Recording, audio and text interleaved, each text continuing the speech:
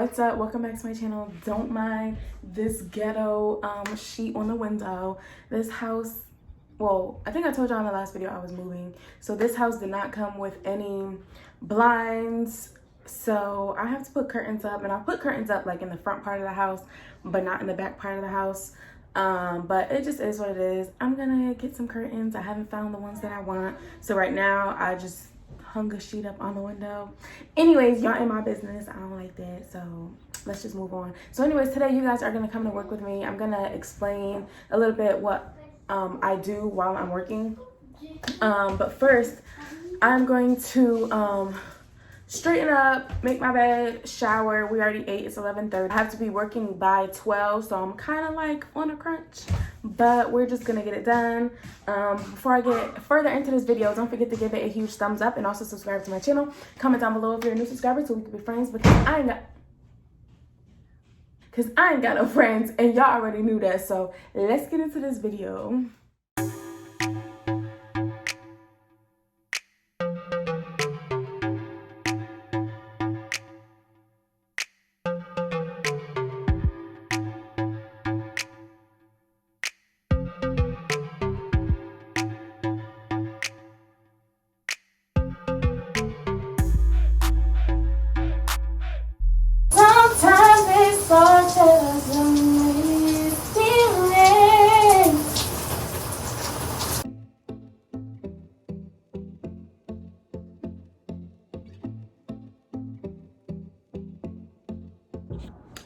Okay, I'm back in my room. So normally for my shift, I wear, I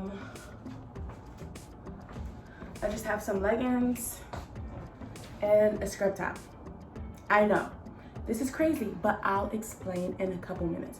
Right now, I have like 13 minutes left to go clock in. So, I'll be back. Ready? 1, 2, 3.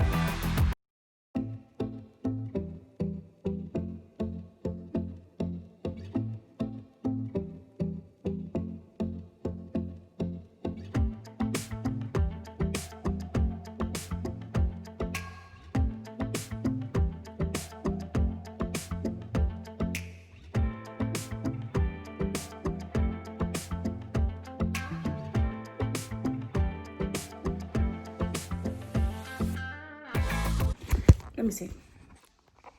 I'll do it from here. So pretty much I'm logged onto Amazon Chime, and what I am doing and what my job consists of is pretty much just instructing people through video chat how to COVID test themselves. And let me back up a couple of steps, right? So I just started working from home this week. This is my first week working from home, right? Prior to this, since mid-September, I told you guys in my last video, that I was going to be doing another assignment with Amazon, and that I've done. So as of mid-September, I was working in the Amazon warehouse, right? I had my own little setup in the middle of the warehouse. People would come in, they would have their lab bags with their COVID tested kit, and pretty much I would instruct them, you know, face to face, multiple feet apart, like definitely social distancing and things like that. And I would instruct them on how to COVID test themselves, right? Pretty much tell them how to do, how far to stick it up, what to do, all that kind of jazz. So as of 2 weeks ago, almost 2 weeks ago, that was the end of that assignment. It was only 30 days. And what they did now was they transitioned it online. So from here, we use Amazon Chime, which is pretty much like a Zoom, and pretty much the personnel at the Amazon warehouse, they set up the computer, and they pretty much have people come in front of the camera, whoever is going to get COVID tested. And I literally do the same thing, but it's over a video chat, if that makes any sense. So right now I'm logged into the room and nobody is in the room yet. So in 15 minutes, I will send the personnel an email and just say, hey, like, you know, just a reminder, we are scheduled to set up Amazon Chime for COVID testing at 12 p.m. Eastern Standard Time, because they're not all from, they're not all on the East Coast and, you know, stuff like that. So, but anyways, so pretty much,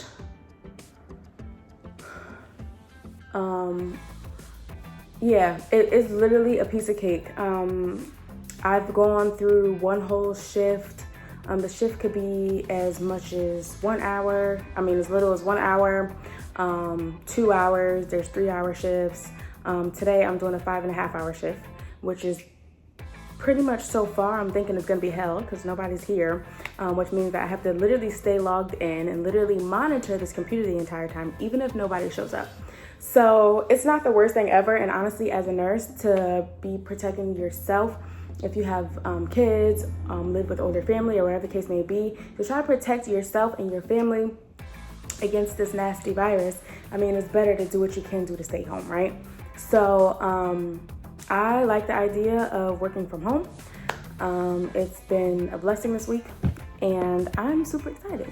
So that being said, I kind of want to give you a rundown of exactly what I say to these people when they come in and get tested. So pretty much I make sure the personnel on that side, they make sure that they hand them their kits, and then they have to test their kit 3 times. It's basically confirmation that you got your kit and things like that. They have to scan their badge, and their badge information becomes encoded in the testing kit barcode. So officially it's like that kit belongs to this person. So they don't have to write their name on it or anything like that. So when they come to me, I make sure that they sanitize their hands and put on gloves. From there, they have to disinfect pretty much the table of where the test is going to be laying down. And also there's this little holder. It's like literally like a little hole. And you just put the test tube in there and it just stands it up. That's it. So I have them wipe that down. After that, they could just sanitize their gloves, and then they take their testing tube and the swab out the bag. That's the only thing that comes in the bag. So from there, I instruct them to open the test tube, put the test tube in the holder and just stick the cap down, whatever. Open their swab. And once they pull it out, it's like a little tip, and it's like an inch long. And sometimes people are like scared. They're like, well, how long do I have to, how far up do I have to push it? And I'm just like, well, that little tip has to be all the way in there. Some people get it in on the first try. Some people think they're sticking it far enough, and it's not. So I'll definitely let you know if it's not far enough in there. So once they stick it in their nose, they have to do 3 circles around. They have to hold it for 10 seconds. And then they have to switch sides with the same swab and do it again. This is just a nasal swab. It's not nasopharyngeal. You don't have to go up. It's not gonna play with your thoughts. You just have to stay here. And it's kind of like when you try to like make yourself sneeze. Like that's what it should feel like. Some people cough, some people sneeze, some people cry, like they tear a lot. But also like different people's noses, you know, their passageway here is some are wider, some are narrower, some have deviated septum. So it just depends on that person's nose, the reaction that, you know, they're gonna have to the swab. So after that, they pretty much just stick the swab face down in the tube, and there is like a little bit of solution at the bottom. And then they break the stick off. The stick can go in the garbage or whatever. They put the cap back on the tube, and then they put the tube back in the bag. They seal the bag up, and then there's a designated bin that leaves from the facility and goes through some type of transportation service, whether it's UPS, FedEx, whatever. And then it gets shipped to the lab. There's not any like specific lab couriers that you see at like hospitals and stuff like that. People coming up in like a van or something and come get the labs. No, this gets shipped through an actual like FedEx UPS service. Their results pretty much comes back in like 2 to 3 days. If it's over the weekend, obviously it may take longer, but if it's during the week, if you get it done Monday, you should have your results by Wednesday. And if you know anything about Amazon or employees of Amazon, they have this A to Z app, which they pretty much track like, you know, their schedule, their time, and all that kind of stuff. So the results pop up in their A to Z app like as a notification. It'll just notify them of their results, and if they're positive, which we've had a lot of positives when I was working in person at the fulfillment center, and then they just have to quarantine for a couple weeks, for 2 weeks, and then usually they come back and test again. But it's just crazy because like I said, anybody that I've seen come back there and I've tested, and I'm pretty sure I've tested well over 100 people, nobody came back there sick, sneezing, coughing, whatever. Like nobody came back there symptomatic, and there has been multiple people that tested positive. So again, just be aware of this crazy disease. Be cautious in the things that you do. And if you have the opportunity to work from home, then take it. Now, really quick, I do want to mention the whole schedule thing. Now, there's schedules. I'm not sure exactly when their schedules get published for us to pick up shifts, but I've just been picking up shifts here and there, a couple hours a day, whatever. And there's like, you know, like I said, there's 2-hour shifts, 1-hour shifts, 5-hour shifts, 7-hour shifts. They have shifts from 1 a.m. to 8 a.m. They usually have a lot of those available, but that's because nobody really wants it. But yeah, there's like a lot of shifts, a lot of availability. You definitely could get 40 hours a week. Nobody makes your shift for you. You make your shift yourself. And yeah, so I just wanted to touch on that really quickly. Also, let me go ahead and end this video with saying, I just wanted this to be a reminder to everybody in nursing school, everybody who's not there yet, excuse me, taking your prereqs, you're finishing high school and you want to go to nursing school, all that stuff. Let this be a motivation that other things are possible within the nursing realm. It's not all about wiping ass. It's not all about cleaning up throw up. It's not all about changing diapers. There's a lot of experience in this field. As you know, the hospital is the best place to go. If you're worrying about, you know, trying to get your money up, then there's other things like this. And I'm pretty sure there's a whole bunch of flu clinics open right now. And they specifically just give flu shots all day to certain employees of certain companies, or they do like walk-ins in the clinics, and like they hire RNs to just specifically do that. There's so much other things that you can do where you can make a lot of money, or you can go for the experience part of this. So it just depends on what you want to do, but it's not what people may always try to make it seem like. You know, nurses travel, nurses, you know, like it's just so much things to do, and I just want to keep you guys motivated. So if you're having a hard time, or if you're not sure what you want to do, I'm working from home. I'm about to sit here for 5.5 hours. I'm about to call my cousin. I'm about to turn the TV back on and find something to watch, all while I'm sitting here for 5.5 hours because I know nobody's gonna come in. And guess who's getting paid for 5.5 hours? Me.